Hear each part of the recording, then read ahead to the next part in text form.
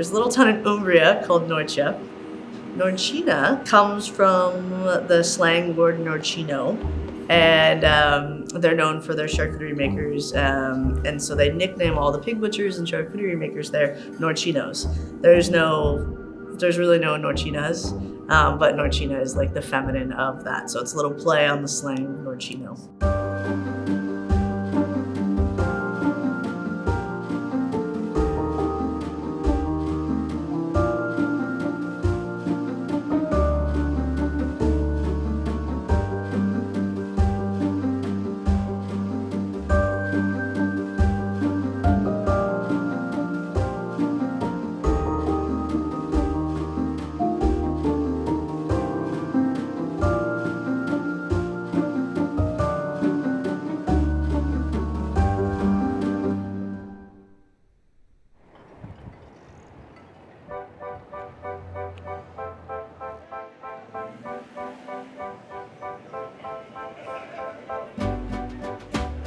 My first job, I was a hostess in the front of the house.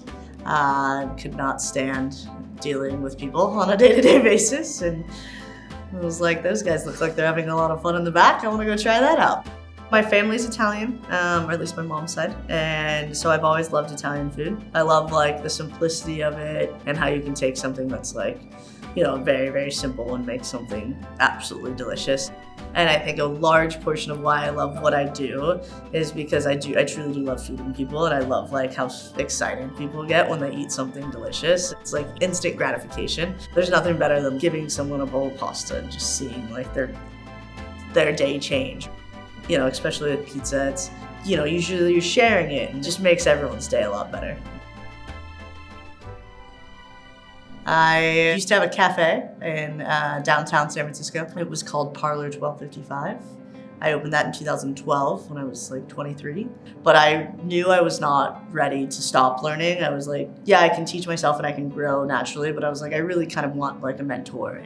While I actually had Parlor, I went and I started working at Catonia and Quint's Restaurants. He was someone great that I wanted to work and learn from, and then while I still had the restaurant, I went overseas because I wanted to continue to learn. So went and staged at a bunch of places between like Copenhagen and Italy. Was over there for about a year. Then came home and I opened Norcina Cafe, which was also kind of downtown. It had more room to sit down. It was 1,200 square feet. It was kind of a stepping stone between, having a cafe and then running something a little bit larger. And the goal was always to kind of open a full restaurant and build upon that. But in 2020, when COVID hit and downtown kind of shut down, I ended up deciding to close those two spaces. Honestly, it's like, talk about, when your world is flipped upside down during COVID, shutting down two restaurants, having one that's fully demoed and not knowing when you're gonna be open. It was like really bad. I laid off all my employees because at the time, we're all freaking out. I was scared, I didn't know what to do. I didn't want anyone to get sick. The world is on fire and no one knows what's going on. And I just did grocery delivery by myself.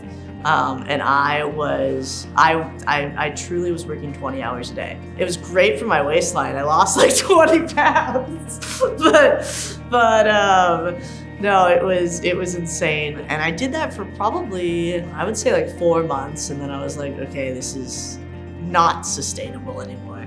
But not wanting my brand to die and wanting to keep things alive. And since this thing was still under construction, I started to do a lot of virtual cooking classes. I would ship people boxes of ingredients and did that pretty much all up until we opened here, and actually still a little bit after we had opened. And then I was like, okay, I can't open a restaurant and still continue to do these virtual cooking classes. It was getting to be a lot. It was great because it kind of kept me cooking.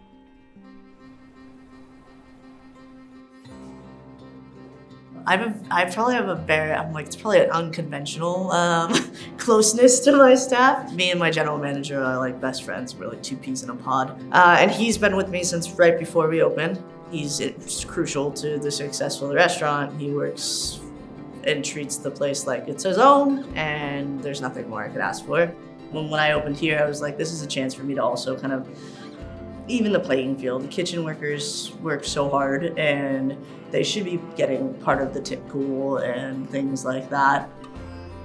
But I think I did see that opportunity of like, okay, well, as being my own boss, how can I change some things that are just very wrong with the restaurant industry as we can see it now. I'm lucky that everyone kind of feels the same way, and they're really proud and like to work here.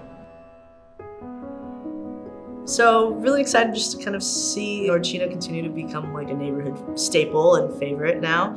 I think entertaining, and I have an employee and he always says, every day is a holiday and every day is a day for celebration. And I'm like, I kind of feel the same way.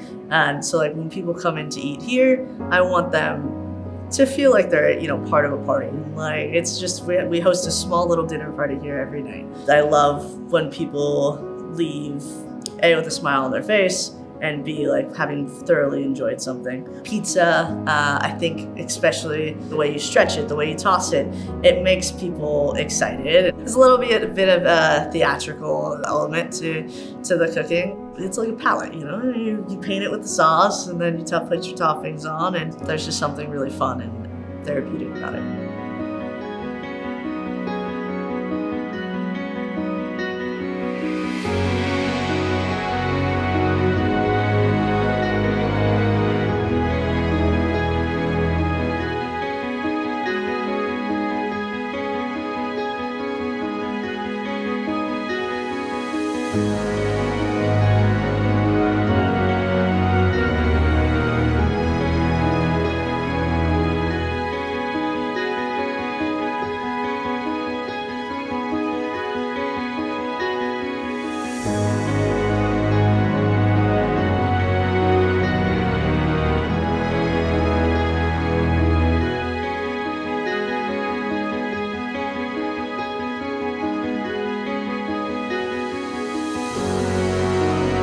I think it's important for us, for the future of Norcina, just to continue to grow and not stay stagnant, and to grow the community around here even more.